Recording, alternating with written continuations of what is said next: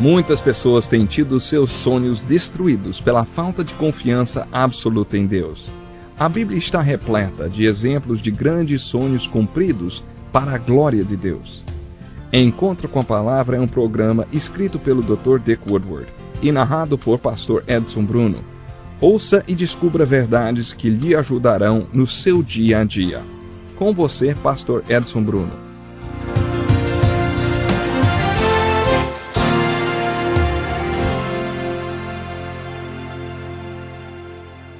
Que felicidade grandíssima estarmos mais uma vez juntos para o encontro com a Palavra.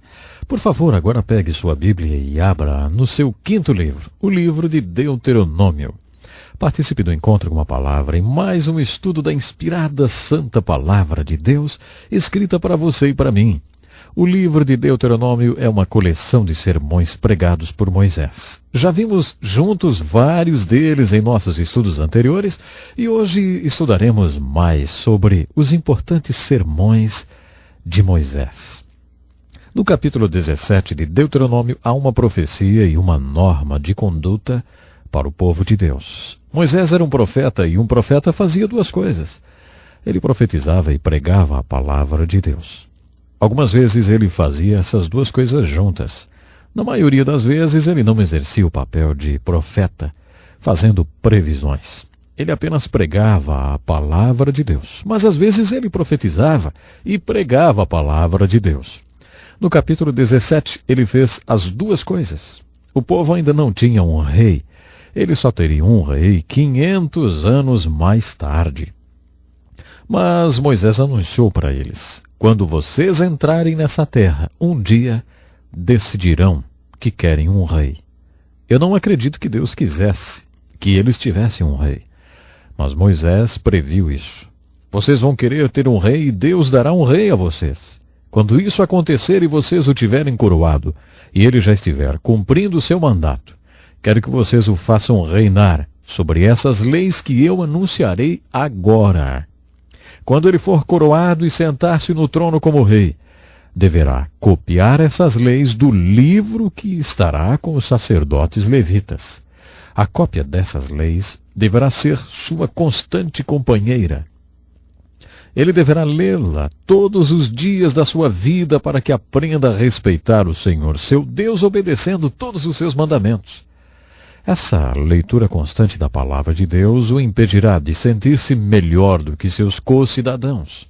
Também o impedirá de se desviar o mínimo que seja das leis de Deus e assegurará que ele tenha um reinado bom e duradouro. Então seus filhos o sucederão no trono. O primeiro rei bom que Israel teve foi Davi. Nos Salmos, Davi nos deu a descrição de um homem abençoado por Deus. Ele disse que o homem abençoado por Deus, não é abençoado por acaso ou por coincidência. Suas bênçãos são um banquete de consequências. Ele é abençoado porque é um homem que crê na palavra de Deus. Ele ama a palavra de Deus e tem prazer nela. Ele medita nela dia e noite. Por isso ele é como a árvore que tem suas raízes firmadas em solo fértil. E é por isso que Deus o abençoa. De onde Davi tirou essa revelação? Acho que ele próprio era um homem abençoado. Creio que ele amava a palavra de Deus e meditava nela dia e noite, e ele fazia isso porque Moisés prescreveu uma lei, dizendo que quando o povo de Deus tivesse um rei, esse rei deveria, de próprio punho, fazer uma cópia dos 5 primeiros livros da Bíblia e viver com eles, e meditar neles dia e noite. Não seria maravilhoso se tivéssemos essa lei no Brasil? Sempre que um presidente tomasse posse, a primeira coisa que faria seria passar algumas semanas em Brasília, transcrevendo com as próprias mãos os livros de Gênesis, Êxodo, Levítico, Números e Deuteronômio. Isso seria incrível, não? Não é verdade? Não seria incrível se pudéssemos dizer: Senhor presidente, a primeira coisa que o senhor deve fazer nas primeiras 2 horas do dia, todos os dias, é meditar nessa palavra. Leia diariamente a palavra de Deus. E não seria maravilhoso poder reivindicar isso dos presidentes, reis ou primeiros ministros? Não só do Brasil, claro, mas de todos os lugares do mundo. Moisés passou as leis para o rei, que ele sabia, o povo teria um dia. No capítulo 18 de Deuteronômio há um sermão muito forte contra o ocultismo. Deus não aprova coisas como previsão do futuro ou mediunidade. Nesse sermão nós lemos, Moisés escreveu: nenhum israelita deve praticar a magia negra ou pedir proteção aos espíritos malignos, nem prever o futuro, nem ser encantador de serpentes, médium, mago ou invocador de espíritos de mortos. Qualquer um que fizer essas coisas será objeto de horror e desgosto para Deus. Deus eliminará essas nações dessa terra porque elas praticam tais coisas. As nações que vocês conquistarão praticam essas coisas, mas o Senhor seu Deus não permitirá que vocês as pratiquem. Alguém já disse que há mais coisa entre o céu e a terra do que o homem possa imaginar.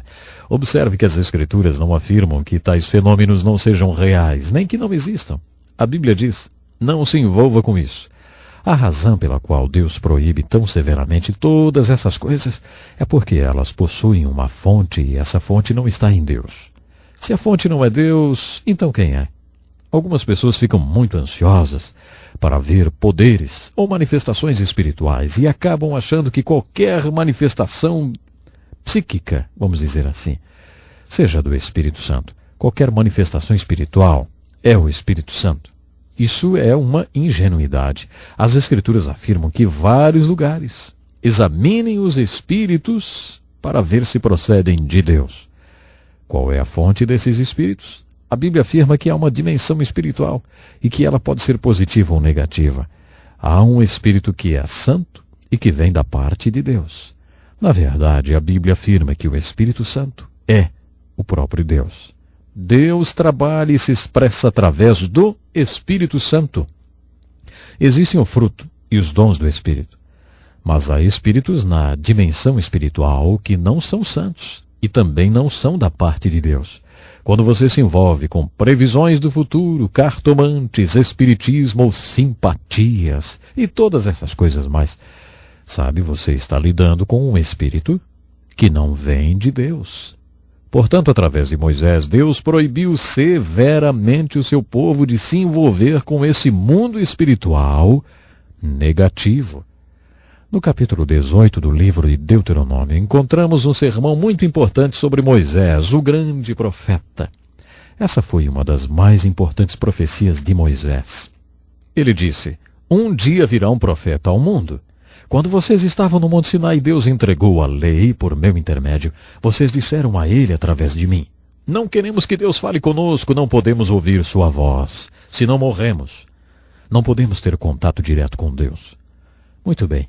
Deus ouviu sua oração e o seu pedido e enviará um homem ao mundo que será um profeta especial, através de quem ele falará com vocês. É claro que essa é uma profecia messiânica de Moisés e uma resposta à oração que o povo fez ao pé do Monte Sinai quando afirmaram que não poderiam falar com Deus diretamente. Deus deu a eles uma palavra escrita, mas queria se comunicar com eles de outra forma, de uma forma além da palavra escrita. No seu amor e misericórdia, Deus se comunicou com eles através de um profeta. Esse profeta era o Messias, que era profeta, sacerdote e rei. Observe que, quando João Batista foi examinado pelos líderes religiosos, eles lhe perguntavam: ei, você é que é o profeta? Todos eles tinham conhecimento daquela profecia de Moisés. Quem seria esse profeta? Jesus Cristo, é claro. No capítulo 20, nós encontramos um grande sermão sobre fé. Nesse sermão, Moisés diz: quando vocês forem lutar com inimigos mais fortes que vocês, lembrem-se que a sua única esperança é a presença de Deus com vocês. Lembrem-se de que o que vocês precisam para atacar o inimigo mais forte do que vocês é a fé. Para dar uma demonstração dessa fé, quando vocês marcharem contra inimigos mais poderosos que vocês, os sacerdotes e oficiais devem se levantar e perguntar: alguém de vocês está com medo? Então volte para casa. Nós não precisamos de você. Algum de vocês acabou de plantar uma vinha? Pode ser que você seja morto e alguém comerá o fruto da sua vinha. Gideão aplicou esse sermão quando estava saindo para lutar contra os midianitas. O seu exército era composto de 32 mil soldados que lutariam contra centenas de milhares de midianitas. Deus o lembrou da profecia de Moisés e disse: Ei, Gideão, pergunte a essa gente. Algum de vocês está com medo? Então vá para casa. Gideão fez isso e 22 mil homens voltaram para casa. Gideão, então, só tinha 10 mil homens e Deus disse: Puxa, Gideão, você tem muita gente ainda, você tem 10 mil pessoas. Se você ganhar essa batalha, vai pensar que foi por causa de toda essa gente. Você tem que passar uma peneira. Quando você chegar ao rio, eu vou mostrar como fazer isso. Então Deus deu as instruções. Diga para os que passarem pelo rio apenas lambendo a água para ficarem do outro lado do rio. Para aqueles que se abaixarem para beber a água, diga para eles ficarem nessa margem do rio. Você não precisa deles. Sabe, 9.700 homens se abaixaram para beber a água. E Deus ordenou: mande-os de volta para casa. Você não precisa deles. Tudo o que você precisa são os 300 homens que apenas lamberam a água. 300 homens era menos do que 1% daquilo que Gideão tinha no início. A estratégia de Deus era mais ou menos essa. O número de soldados que Gideão tinha não era importante, nem a habilidade e o talento deles como guerreiros. O que realmente importava é que Deus estava com eles. O poder da presença de Deus seria o mesmo com 300 soldados ou com 32 mil soldados. Mas para ter certeza de que eles acreditariam nisso, que a única esperança que tinham era a presença de Deus com eles, Deus instituiu por meio de Moisés esse desafio tremendo. Davi acreditou. Todos os homens de Deus acreditaram. Davi declarou: a batalha é do Senhor. Certo dia, um grupo de pastores estava almoçando em uma base militar muito importante, onde estavam guardados os melhores jatos do exército americano. Eles nos mostraram todos os aviões e um pouco do poder de fogo que eles tinham. Um pastor presbiteriano velhinho me puxou de lado e disse: Ei, em Deus nós confiamos. Não é o que nós dizemos? Não é o que está na nossa moeda? Será que realmente nós confiamos em Deus? Ou será que confiamos em nossos mísseis e em nosso poder de fogo? Esse é o ponto do sermão do capítulo 20. Sabe, isso é algo muito importante. Isso vale para a nossa vida hoje? Claro que sim. Você confia em Deus? Você tem fé? Você tem enfrentado a batalha da sua vida com uma verdadeira fé? Isso é muito importante. Que maneira maravilhosa de terminarmos o estudo do livro de Deuteronômio. Há muito mais nesse livro do que aquilo que nós estudamos. Eu tentei compartilhar com vocês alguns dos pontos mais marcantes. Eu gostaria que você pensasse nisso. O mesmo Deus que esteve com Gideão, o mesmo Deus que esteve com Moisés, o mesmo Deus que esteve com Davi, está também com você. Quer fazer parte todos os dias da sua existência. Pense nisso e até o nosso próximo programa. Que lição importantíssima. Obrigado, pastor Edson Bruno. Prezado ouvinte, coloque em prática o que você ouviu aqui. Sem dúvida, sua vida será grandemente abençoada. Este é um estudo escrito pelo Dr. Dick Woodward, na voz do pastor Edson Bruno. Escreva-nos e solicite o material. Nosso endereço é Encontro com a Palavra, Caixa Postal 2011, CEP 89201-970, Joinville, Santa Catarina. Até o nosso próximo encontro com a Palavra.